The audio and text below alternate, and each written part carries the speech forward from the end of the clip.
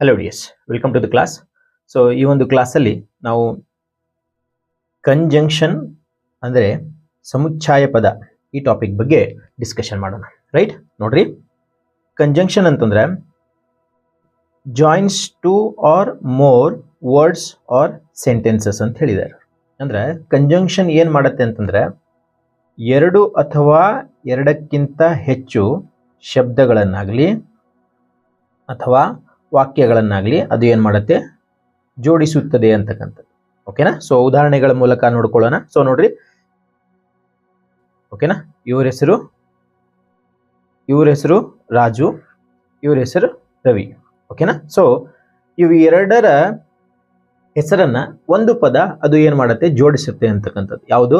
And ಅಂತಕ್ಕಂಥ ಇಂಗ್ಲಿಷಲ್ಲಿ, ಮತ್ತು ಅಂತ ಹೇಳಿ ಕನ್ನಡದಲ್ಲಿ. ಓಕೆನಾ? ಎಸ್. ಸೊ ಹೀಗಾದ್ರೆ ಯಾವ ರೀತಿಯಲ್ಲಿ ಜೋಡಿಸುತ್ತದೆ ಅಂತಂದ್ರೆ ರಾಜು ಆ್ಯಂಡ್ ರವಿ. ಓಕೆನಾ? ಸೊ ಇವರಿಬ್ಬರ ಹೆಸರನ್ನ ಯಾವ ಪದ ಜೋಡಿಸುತ್ತೆ ನೋಡಿದ್ರಿ? ರಾಜು ಆ್ಯಂಡ್ ರವಿ. ಆ್ಯಂಡ್ ಅನ್ನೋದು ಏನಿಲ್ಲಿ ಕಂಜಂಕ್ಷನ್. ಇದು ಅಂಡರ್ಸ್ಟ್ಯಾಂಡಿಂಗ್ ಆಯ್ತಲ್ಲ? ಇದು ಕಂಜಂಕ್ಷನ್. ಆ್ಯಂಡ್ ಅನ್ನೋ ಪದ ಏನಾಗುತ್ತೆ, ಕಂಜಂಕ್ಷನ್ ಆಗುತ್ತೆ ಅಂತಕ್ಕಂಥದ್ದು. ಅರ್ಥ ಆಯ್ತಲ್ಲ? ಸೊ ಎರಡು ಪದಗಳನ್ನ ಅಥವಾ ಶಬ್ದಗಳನ್ನ ಜೋಡಿಸುವ ಪದ ಅಥವಾ ಶಬ್ದವನ್ನು ನಾವೇನಂತ ಕರಿತೀವಿ? ಕಂಜಂಕ್ಷನ್. ಕನ್ನಡದಲ್ಲಿ ಸಮುಚ್ಛಾಯ ಪದ ಅಂತ ಹೇಳಿ ಕರಿತೀವಿ. ಓಕೆನಾ? ಸೊ ಈಗ ಯಾವ ಥರ ಇದು ವಾಕ್ಯಗಳನ್ನು ಜೋಡಿಸುತ್ತೆ ಅಂತಕ್ಕಂಥದ್ದನ್ನ ಡಿಸ್ಕಷನ್ ಮಾಡೋಣ. ರೈಟ್, ನೋಡ್ರಿ, ಎಕ್ಸಾಂಪಲ್ ಮುಖಾಂತರ I have no money. So ಇದರ ಅರ್ಥ ನನ್ನ ಹತ್ತಿರ ಹಣವಿಲ್ಲ ಅಂತಕ್ಕಂಥದ್ದು. ಓಕೆನಾ? ಇದು ಒಂದು ವಾಕ್ಯ. ಹೌದಾ? ಈಗ ನಾವು ವಾಕ್ಯಗಳನ್ನು ಯಾವ ರೀತಿಯಲ್ಲಿ ಜೋಡಿಸುತ್ತೆ ಕಂಜಂಕ್ಷನ್ ಅಂತಕ್ಕಂಥದ್ದನ್ನ ನೋಡ್ತಾ ಇದ್ದೀವಿ. ಓಕೆನಾ? So I have no money ಅಂದ್ರೆ ನನ್ನ ಹತ್ತಿರ ಹಣವಿಲ್ಲ ಅಂತಕ್ಕಂಥದ್ದು. ಇದು ಒಂದು ವಾಕ್ಯ ಆಯಿತು.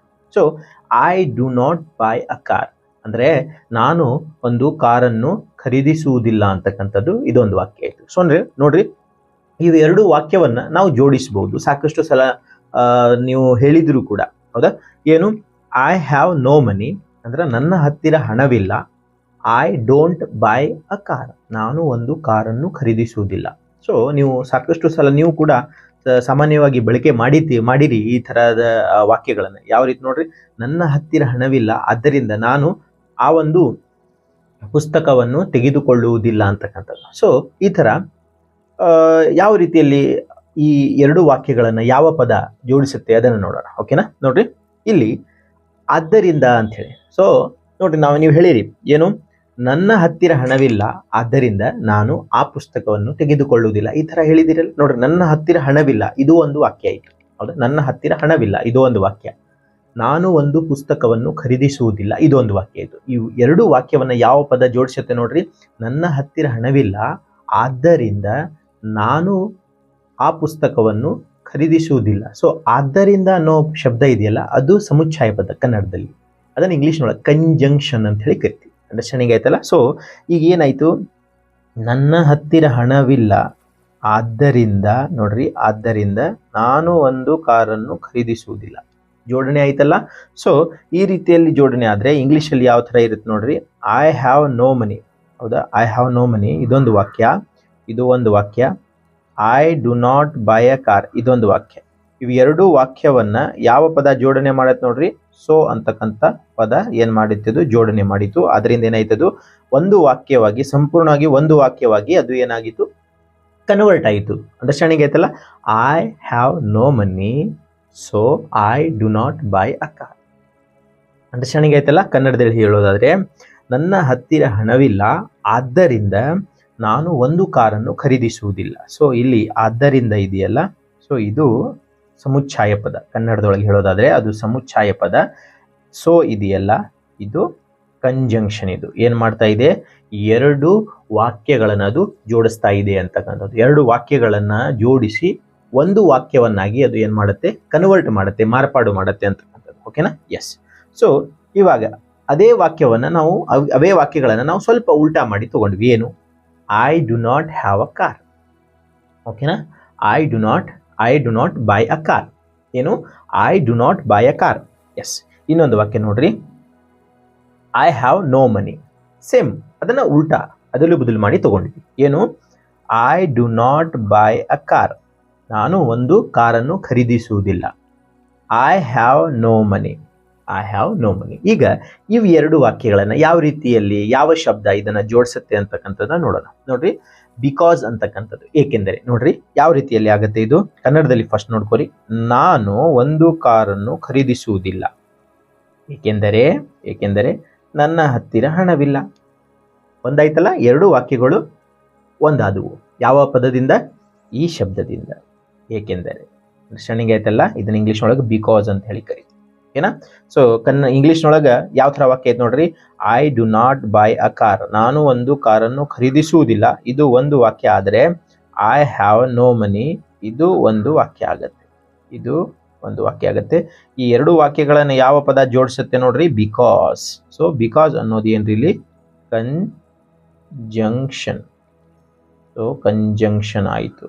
ಸೊ ಕಂಜಂಕ್ಷನ್ ಆಯಿತು. ಅಂಡರ್ಸ್ಟ್ಯಾಂಡಿಂಗ್ ಆಯ್ತಲ್ಲ. ಕಂಜಂಕ್ಷನ್ ಒಂದು ಟಾಪಿಕ್ ಅರ್ಥ ಏನಪ್ಪಾ ಅಂದ್ರೆ, ಅದು ಎರಡು ಅಥವಾ ಎರಡಕ್ಕಿಂತ ಹೆಚ್ಚು ಶಬ್ದಗಳನ್ನ ಜೋಡಿಸುತ್ತೆ ಅಥವಾ ಎರಡು ಅಥವಾ ಎರಡಕ್ಕಿಂತ ಹೆಚ್ಚು ವಾಕ್ಯಗಳನ್ನ ಜೋಡಿಸುತ್ತೆ ಅಂತಕ್ಕಂಥದ್ದು. ನೋಡ್ರಿ, ಇವು ಎರಡು ವಾಕ್ಯವನ್ನ ಸೇರಿಸಿ ಒಂದು ವಾಕ್ಯವನ್ನಾಗಿ, ಸಂಪೂರ್ಣವಾಗಿ ಒಂದು ವಾಕ್ಯವನ್ನಾಗಿ ಅದು ಏನು ಮಾಡಿತ್ತು? ಕನ್ವರ್ಟ್ ಮಾಡ್ತು ಅಂತಕ್ಕಂಥದ್ದು. ಓಕೆನಾ? ಇಂಗ್ಲಿಷ್ನೊಳಗೆ, ಕನ್ನಡದೊಳಗೆ ಅದರ ಅರ್ಥ ನೋಡ್ಕೋರಿ. ನಾನು ಒಂದು ಕಾರನ್ನು ಖರೀದಿಸುವುದಿಲ್ಲ, ಇದೊಂದು ವಾಕ್ಯ. ನನ್ನ ಹತ್ತಿರ ಹಣವಿಲ್ಲ, ಏಕೆಂದರೆ ಶಬ್ದ ಅವೆರಡು ವಾಕ್ಯವನ್ನ ಜೋಡಿಸುತ್ತೆ ನೋಡ್ರಿ. ಓಕೆನಾ? ಜೋಡಿಸುತ್ತೆ ಅಲ್ಲ. ಸೊ ಇದನ್ನ ಸಮುಚ್ಛಾಯ ಪದ ಅಂತ ಹೇಳಿ ಕನ್ನಡದೊಳಗೆ ಕರಿತೀವಿ, ಕಂಜಂಕ್ಷನ್ ಅಂತ ಹೇಳಿ ಅದನ್ನ ಇಂಗ್ಲಿಷ್ ಒಳಗೆ ಕರಿತೀವಿ. ಓಕೆನಾ? ಇನ್ನೊಂದು ಎಕ್ಸಾಂಪಲ್ ನೋಡ್ಕೊಂಡ್ಬಿಡೋಣ. ಸೊ ರನ್ ಫಾಸ್ಟ್ ಅಂದ್ರೆ ಜೋರಾಗಿ ಓಡು ಅಂತಕ್ಕಂಥದ್ದು. ರನ್ ಫಾಸ್ಟ್, ಜೋರಾಗಿ ಓಡು, ಇದು ಒಂದು ವಾಕ್ಯ. ಓಕೆನಾ? You will miss the bus, ನೀನು ಬಸ್ ಅನ್ನು ತಪ್ಪಿಸಿಕೊಳ್ಳುತ್ತೀಯ. ಸೊ ಇವೆರಡು ವಾಕ್ಯಗಳು. ಇದೊಂದು ವಾಕ್ಯ.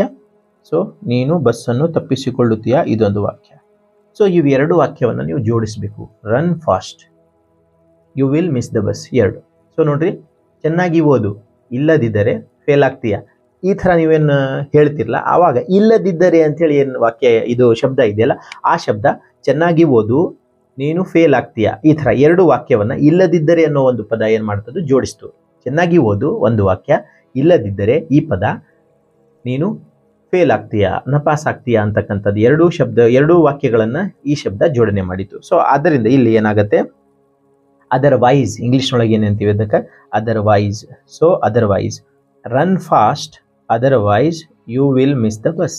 ಜೋರಾಗಿ ಓಡು, ಇಲ್ಲದಿದ್ದರೆ ನೀನು ಬಸ್ಸನ್ನು ತಪ್ಪಿಸಿಕೊಳ್ಳುತ್ತೀಯಾ ಅಂತಕ್ಕಂಥದ್ದು. ಅಂಡರ್ಸ್ಟ್ಯಾಂಡಿಂಗ್ ಆಯ್ತಲ್ಲ. ಸೊ ಸಂಪೂರ್ಣವಾಗಿ ಈ ವಾಕ್ಯ ಒಂದೇ ವಾಕ್ಯ. ನೋಡ್ರಿ, ಇವು ಎರಡು ವಾಕ್ಯಗಳು ಸೇರಿ ಒಂದು ಪದದಿಂದ ಒಂದು ವಾಕ್ಯವಾಗಿತ್ತು. ಯಾವ್ದು ನೋಡ್ರಿ? ರನ್ ಫಾಸ್ಟ್, ಜೋರಾಗಿ ಓಡು, ಇದೊಂದು ವಾಕ್ಯ ಅಲ್ಲ? ಎಸ್, ಇದೊಂದು ವಾಕ್ಯ. So you will miss the bus, so you will miss the bus, ಇಲ್ಲಿ ಇದೊಂದು ವಾಕ್ಯ. ಸೊ ಈ ಅದರ್ವೈಸ್ ಅನ್ನೋ ಶಬ್ದ ಇದೆಯಲ್ಲ, ಆ ಎರಡೂ ವಾಕ್ಯವನ್ನ ಜೋಡಿಸ್ತು ಅದು. ಹೌದಾ? Run fast, otherwise you will miss the bus, ಜೋರಾಗಿ ಓಡು, ಇಲ್ಲದಿದ್ದರೆ ನೀನು ಬಸ್ ಅನ್ನು ತಪ್ಪಿಸಿಕೊಳ್ಳುತ್ತೀಯಾ ಅಂತಕ್ಕಂಥದ್ದು. ಅಂಡರ್ಸ್ಟ್ಯಾಂಡಿಂಗ್ ಆಯ್ತಲ್ಲ. ಸೊ ಇಲ್ಲಿ ನಾವು ಕನ್ನಡದೊಳಗೆ ನೋಡೋದಾದ್ರೆ ಜೋರಾಗಿ ಓಡು, ಇಲ್ಲದಿದ್ದರೆ ನೀನು ಬಸ್ಸನ್ನು ತಪ್ಪಿಸಿಕೊಳ್ಳುತ್ತೀಯಾ ಅಂತಕ್ಕಂಥದ್ದು. ರೈಟ್? ಸೊ ನಾವು ಯಾವ ಶಬ್ದಗಳನ್ನು ನಾವು ಕಂಜಂಕ್ಷನ್ ಅಂತ ಹೇಳಿ ಈಗ ಸ್ಟಡಿ ಮಾಡಿದ್ವಿ. ಸೊ ಆದ್ದರಿಂದ ಇದು ಒಂದು ಕಂಜಂಕ್ಷನ್ ಆಗುತ್ತೆ. ಬಿಕಾಸ್, ಏಕೆಂದರೆ ಇದು ಒಂದು ಕಂಜಂಕ್ಷನ್ ಆಗುತ್ತೆ. ಅದರ್ವೈಸ್, ಇಲ್ಲದಿದ್ದರೆ ಇದು ಒಂದು ಕಂಜಂಕ್ಷನ್ ಆಗುತ್ತೆ ಅಂತಕ್ಕಂಥದ್ದು. ಸೊ ಇವುಗಳನ್ನ ಉಪಯೋಗ ಮಾಡಿಕೊಂಡು ನಾವು ಏನು ಮಾಡ್ತೀವಿ? ಎರಡು ಅಥವಾ ಎರಡಕ್ಕಿಂತ ಹೆಚ್ಚು ವಾಕ್ಯಗಳನ್ನು ಅಥವಾ ಶಬ್ದಗಳನ್ನು ನಾವೇನು ಮಾಡ್ತೀವಿ? ಜೋಡಿಸ್ತೀವಿ ಅಂತಕ್ಕಂಥದ್ದು. ಸೊ ಇನ್ನೊಂದಿಷ್ಟು ಕಂಜಂಕ್ಷನ್ಸ್ಗಳನ್ನು ಲಿಸ್ಟ್ ಮಾಡ್ಕೋರಿ. ದೇರ್ ಫೋರ್ ಅಂದರೂ ಕೂಡ ಆದ್ದರಿಂದ ಆಗತ್ತೆ. ದೇರ್ ಫೋರ್, ಬಟ್ ಆದರೆ ಆರ್ ಅಥವಾ. ಓಕೆನಾ? ಸೊ ಬಟ್ ಯೂಸ್ ಮಾಡಿಕೊಂಡು ಒಂದು ವಾಕ್ಯವನ್ನು ಮಾಡ್ಕೊಂಡ್ಬಿಡೋಣ. ನಾನು ಒಂದು ಪುಸ್ತಕವನ್ನು ಖರೀದಿಸುತ್ತಿದ್ದೆ, ಆದರೆ ನನ್ನ ಹತ್ತಿರ ಹಣವಿಲ್ಲ.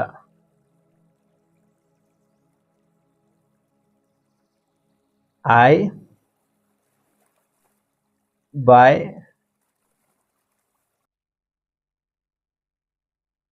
a book, but I don't have money. ಹೌದಾ? ಸೊ ಬಟ್ ಅಂತಕ್ಕಂಥ ಒಂದು ಶಬ್ದ ಇದೆಯಲ್ಲ, buy a book but have money. So ಇವೆರಡು ವಾಕ್ಯವನ್ನ ಬಟ್ ಅಂತಕ್ಕಂಥ ಒಂದು ಶಬ್ದ ಜೋಡಿಸ್ತು ಅಂತಕ್ಕಂಥದ್ದು. ಸೊ ಇವುಗಳನ್ನು ನಾವು ಕಂಜಂಕ್ಷನ್ಸ್ ಅಂತ ಹೇಳಿ ಕರಿತೀವಿ. ಸ್ಟಾರ್ಟಿಂಗ್ ಆಯ್ತಲ್ಲ. ಸೊ ನೆಕ್ಸ್ಟ್ ಒಂದು ಕ್ಲಾಸಲ್ಲಿ ನಾವು ಇಂಟರ್ಜೆಕ್ಷನ್ ಬಗ್ಗೆ ಡಿಸ್ಕಷನ್ ಮಾಡೋಣ. ರೈಟ್? ಎಸ್.